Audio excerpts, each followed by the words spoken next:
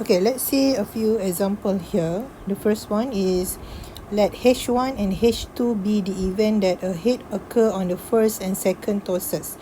Okay, so we are now tossing a coin. Okay, so kita ada dua event. Katakanlah event yang pertama ini adalah H1. Okay, so event H1 adalah event di mana head occur. Okay, dan event yang kedua H2 pun adalah event di mana head occur juga. Maksudnya bila awak toss awak dapat head.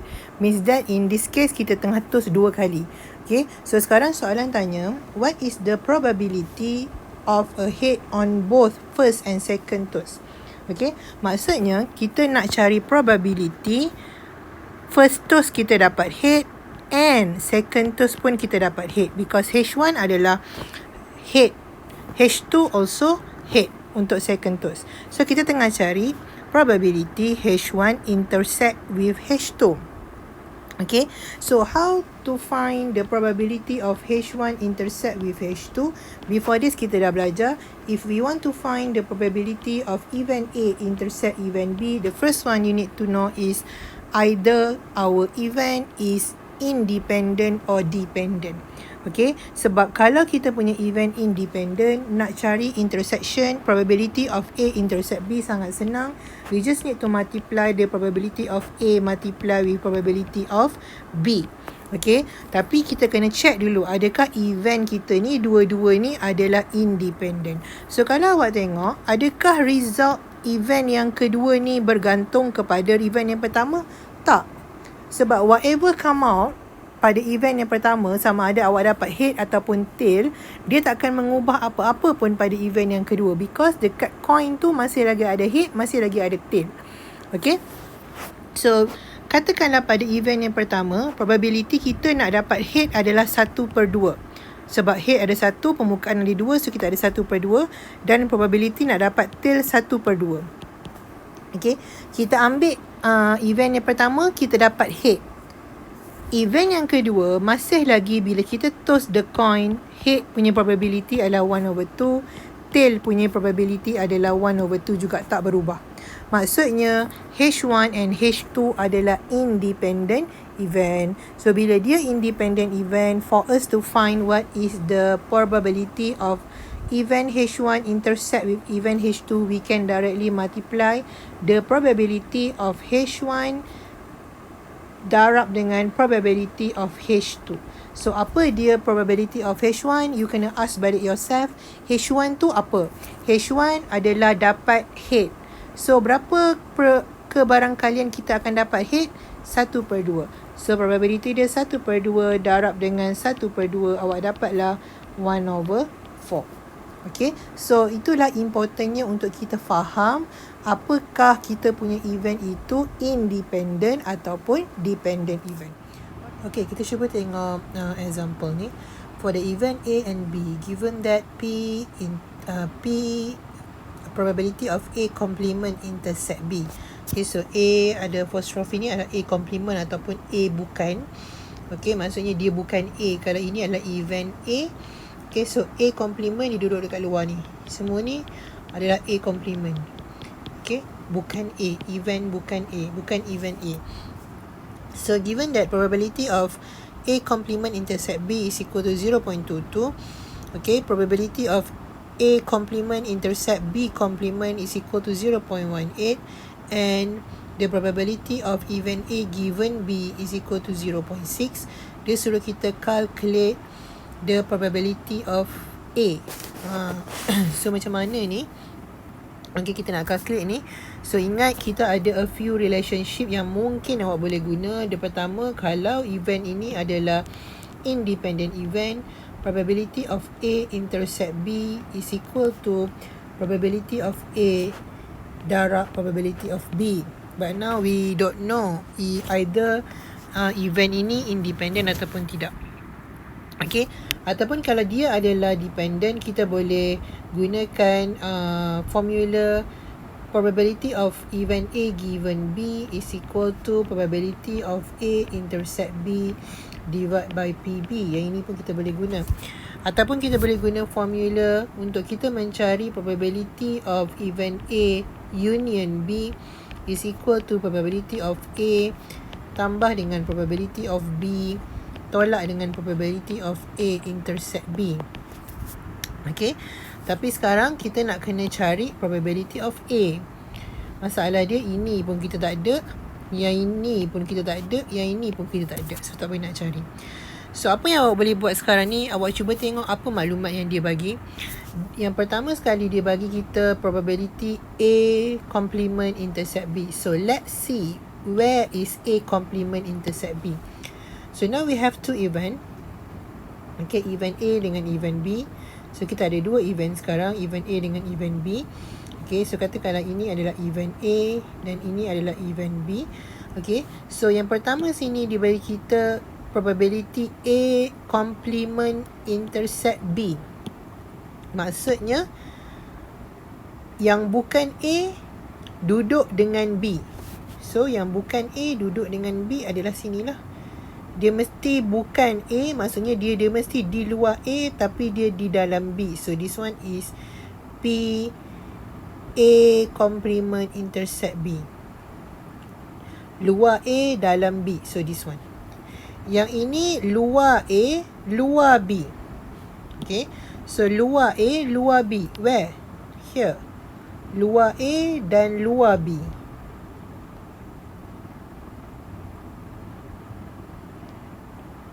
Luar A dan luar B is here. Okay. Ni luar A dan luar B. Okay. So now, apa yang dia suruh awak cari adalah probability of A. So kalau awak tengok, probability of A adalah semua ni lah. Okay, semua ni. So macam mana kita nak cari probability of A? Okay, so kita tahu keseluruhan probability adalah 1. Nilai keseluruhan probability adalah 1. Okay, so kita tolak dengan yang duduk dekat dalam ni, iaitu 0.22. Tolak dengan yang duduk dekat luar, iaitu 0.18. So awak akan dapat apa yang ada dekat dalam bulatan A ni. Okay. Ataupun kalau saya lukis elok-elok nak bagi nampak. Okay. So kita ada sample space. Sample space kita dalam kotak. Okay. Biasanya kita lukis Venn diagram. Kita letak dia dekat dalam kotak. Okay. Awak kena ingat yang probability satu kotak ni adalah 1. Okay. Dalam kotak ada dua event.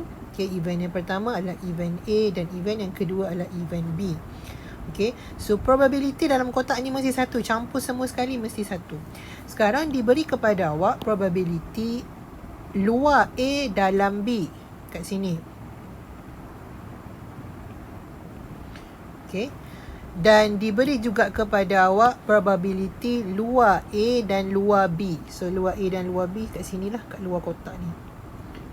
Ni semua ni adalah luar A dan luar B. Okay.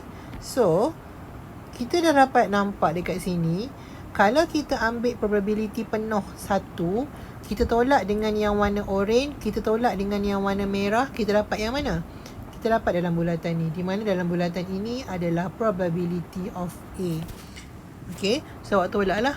1 tolak 0.22 tolak 0.18, awak akan dapat probability of A is equal to 0.6. Directly probability of A is equal to 0.6. Okay, so kita akan dapat probability of A is equal to 0.6. Ini adalah direct.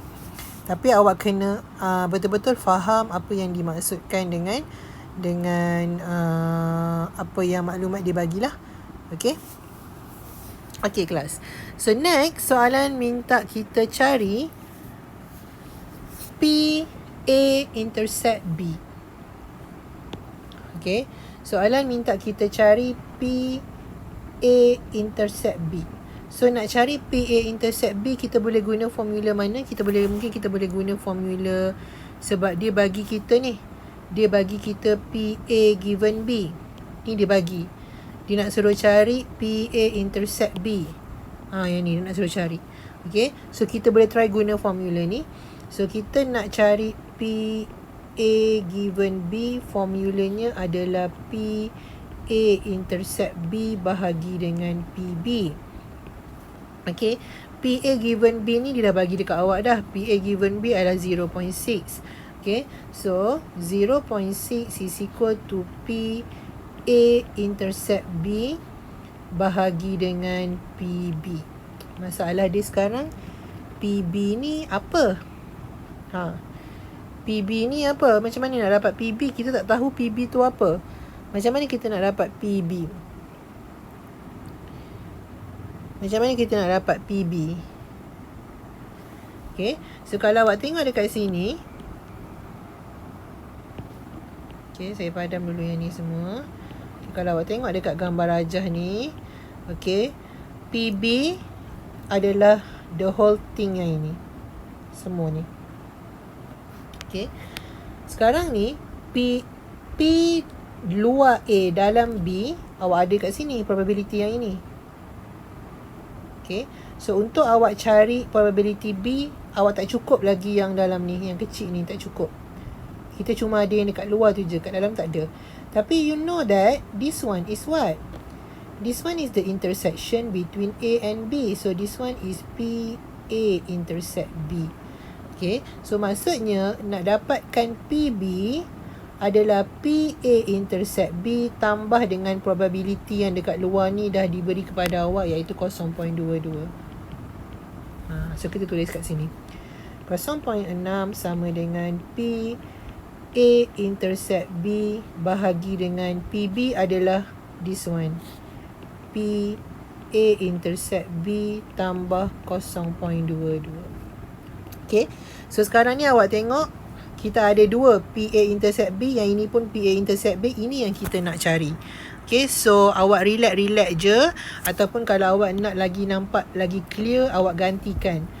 Katakan kita let PA intercept B ni sama dengan X. Nak bagi lagi clear. So, kita gantikan ini clear. Nak gantikan dengan X.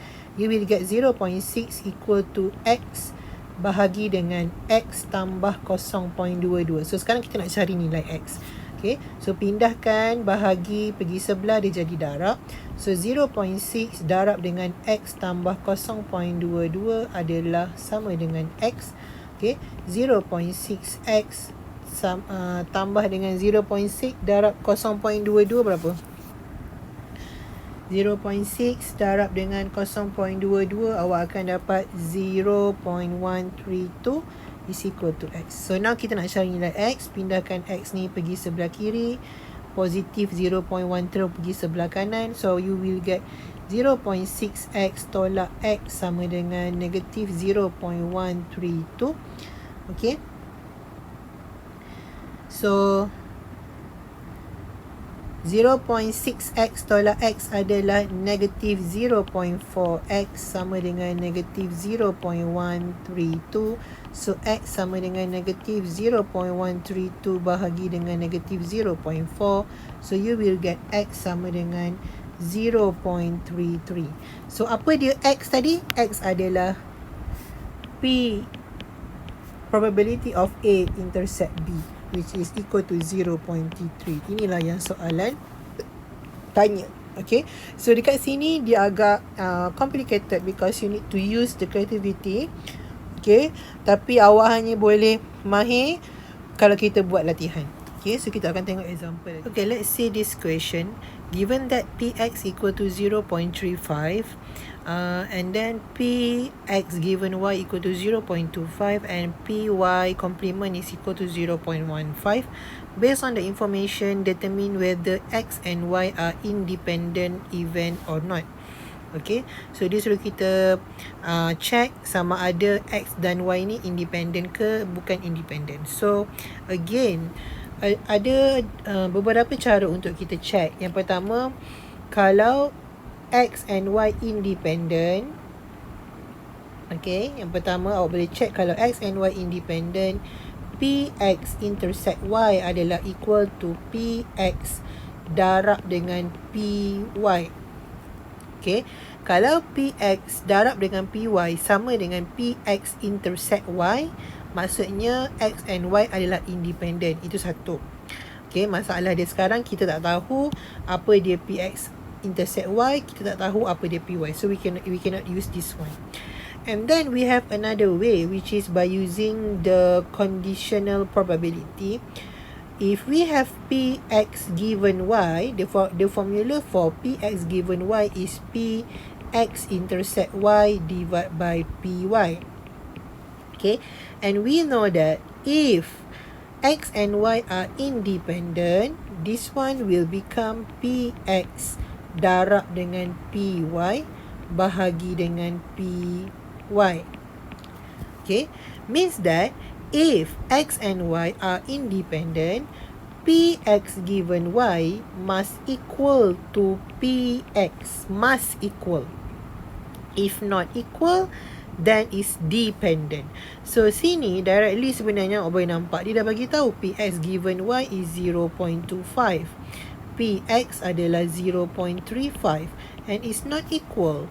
Bila dia tak equal means that X and Y are dependent.